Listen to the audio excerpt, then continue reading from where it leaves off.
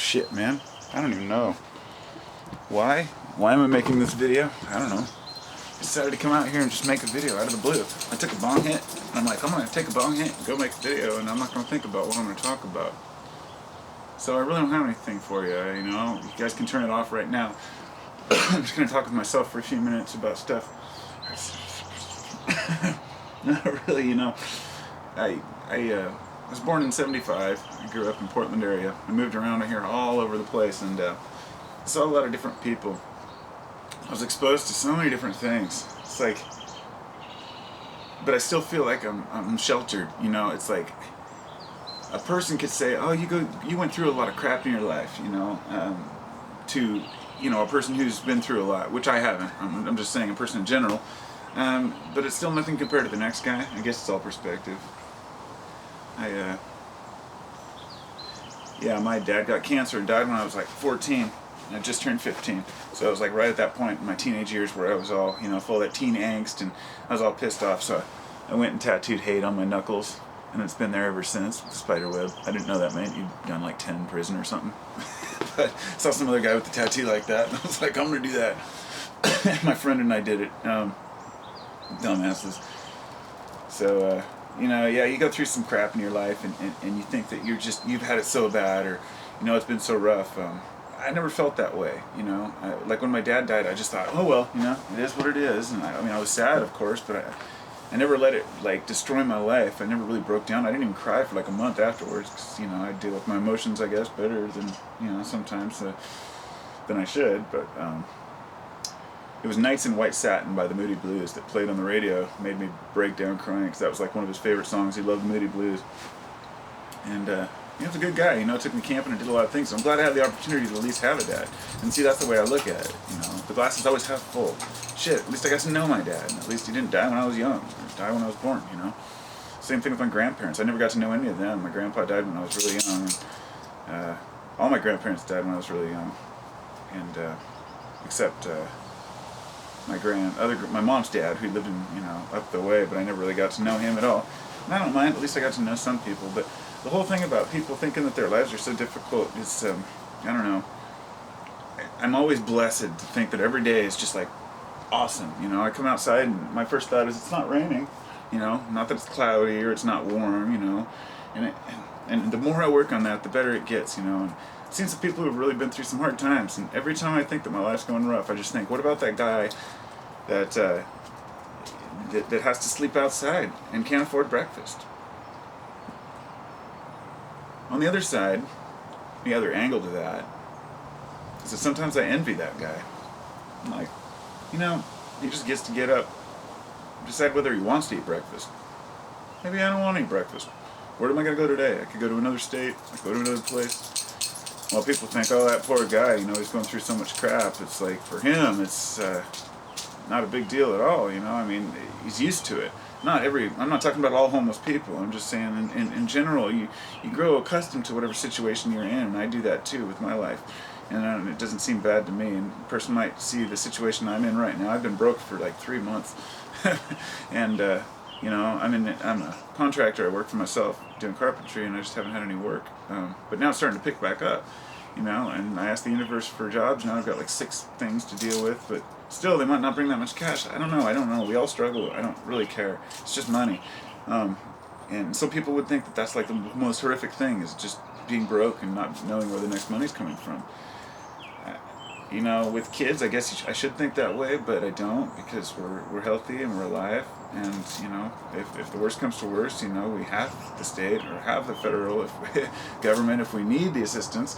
And, for now we're doing okay. We're getting by, And I see so many people in other countries that are starving to death, and I guess I have a hard time thinking that my life is really bad at all. And that's one of the things that just fucking irritates me about society. It's just people and their selfish pity, boo-hoo, fucking crying about stupidest things. It's like when you hear about the people that commit suicide because their businesses failed. It's so pathetic. I know a lot of people will say, well, I feel sorry for those people. I don't. I mean, Good riddance. I mean, I hate to say that, but if you're really going to grow that far in society and get to the age where you're running your own business and everything seems to be going good, you know what it's like to have less, you know what it's like to have more, and then your business fails and you just can't handle not being wealthy anymore, and you're willing to kill yourself over that. You know, if people aren't even going to kill themselves when they're starving to death, I mean, what gives you the right? But, you know, to each his own. I'm not too big on suicide. I think it's pretty pathetic. I've always had an issue with people who do it. I don't feel any real pity for them. It's like, you know, if there really is reincarnation, well, they'll come back and they'll deal with their own problems. I don't really need to wonder whether or not, you know, that's why people created places like hell, you know, to be able to deal with people like that. I think a lot of people look at suicidal people and they're like, you fucking cheater. You know, like, you made it out. God damn it, how did you get the balls to do it? Because people really are hating it. You know, there's a lot of people out there that are just hating it. And I don't understand it. I really don't. I don't know where I got my optimism. I don't. I can honestly say, I guess, you know, after sitting down and just talking to the camera here, I started thinking, where did I get it? And I think I got my optimism out of my education, out of all the random books that I read, because I wasn't always this way. I've had my negative days.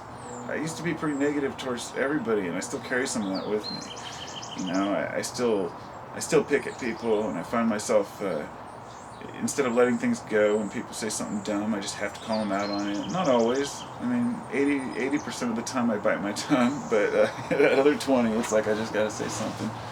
But I don't, I think I got the positivity from just reading so many books and learning so many of the wrong ways to live. People have lived, the bad things that people have done and the mistakes they've made in their lives that have made them miserable, and I just don't want to be that way. I want to see everything positive. This camera is going to run out of film pretty soon, so it might just cut me off, so I'll just keep talking until it cuts me off. And I think that the big problem that we have in our society is nationalism, racism, Catholicism, socialism, Hinduism, pacifism, everything ism. You know, it's this organization of groups against something or for something that are always opposing someone else. All these viewpoints that oppose, and it puts a negative mind into people and negative ideas. I don't think people are born with negativity. I mean, you can't explain what it's like to look into a baby's eye to someone who's never had their own baby. I mean, to look into the baby's eye and say, oh my God, this baby is smiling and happy. The average baby who's not sick or hungry is always happy. I mean, without exception. If they're not in pain and they're not hungry, then they're happy. And I think humans should be the same way. And I don't see why we can't. Why can't we be happy? And when I started to see that, I was like, I don't want to live in that misery people have. I don't want to grow up pitying myself or whining about what could be. I wrote a song when I was like 18, and the first line is, I've lived my life with no regrets. And ever since I wrote that song, I've tried to, every time I start having a regret, I remember the song and think, I gotta stick by that, you know? I gotta continue that on for the rest of my life. And actually the first lines were, I don't dwell on things I just forget, because I don't have the time to let it get to me, because I am free, so let me be. And that was, you know, I was like, yeah, you know, writing these songs about freedom when I was a teenager and taking acid and having a good time learning about the world. And then I grew up and I saw that, you know, a lot of people say you grow up fast and you see how cruel the world is. And I'm like, well, I don't see the cruelty. I think that the cruelty that we see is sought out. And I think that the one thing I've learned through, I think YouTube is a very good example of a kind of a comparison between humanity and humanity in the cyber world, because you're looking at all these different people with different ideas, and it shows a certain group of negative people and a certain group of positive people, and then some people that are in between that just want to know the truth. And when you cross over and you go to one video that's, say, on the negative side, boom, you get this whole list of other negative videos, and they usually have the same connotations, the same keywords, and they're all listed because of that reason. And they're always tied into stuff like martial law, New World Order, Obama this, Antichrist that, religious this, and it's it's disturbing, but at the same time, people aren't all exposed to that. A lot of people think that people just aren't aware of that stuff, or that they don't pay attention. No, it's because they see it and they look at it and they say, this isn't for me, and they move back. I mean, since I subscribe to more positive channels, I've enjoyed getting much more enjoyable news. Maybe not as much of it, but it's more fun to get, go into my YouTube page and go, oh, okay, this is interesting. Oh, I'll watch the 2-minute news every morning and check out the sun, and I go to my Helio Viewer program, and I like to see earthquakes, and I like to watch what's going on in the world. And I like to see it, and I have this taste for chaos, like a lot of people do. But my taste for chaos, I don't want to carry into feeling bad about life, or like negative, like something's going to happen to me. It's just not healthy. I guess that's what it is. That's what this video ends up being about. There's a line between being aware and being scared, and I don't want to be scared of things. I think when the shit finally goes down, I'll be more well equipped than a lot of preppers, because I have a very wide variety of things that I know. I know how to do a lot of different stuff, but it's not just like physical knowledge or skills. I have mental clarity. I know how to deal with situations. A lot of preppers, how many preppers do you know that talk about understanding personality types? I mean, if you understand psychology a little bit, that would help you after if the shit hit the fan to know if a person's trustworthy. You can look into a person's eyes, see twitches on their face. I mean, the things people don't consider. And that's why I like being a jack of all trades, because I can know these things and not know too much of any one of them, which will cloud my judgment in another line. But that's what I learned about being prepared, is that you can prep. You can only have so much stuff. And then it all comes down to mind. It's Jedi, man. You gotta be the fucking Jedi. And just let shit ride, I stopped trying to be fake a long time ago. I'm just straight up who I am. I see a lot of people get into conversations with people and they can become a completely different person. I'm not like that. I'm just fucking me all the time, It's just Josh. You get what you get. And I don't know. Life is a wondrous thing to me, and I don't understand how much negativity I don't know how much negativity we can stand as a culture. But I go revert back to my original statement that I don't think it's natural. I don't think that negativity is something that should be infused within the culture. I see smaller tribes and bush people, from the outback that live, and they're always happy, they're always smiling, and that's not just for the fucking camera. When the people come in there, these are people that are really happy all the time because, of course they're going to get hurt and they're going to go through trial and error, but without corruption, without anything to steal, without material goods and desires and things to hold on to and protect, there's no need for aggression. There's no need for hostility. We realize that all of our hostilities come from either defending our opinion or defending our stuff.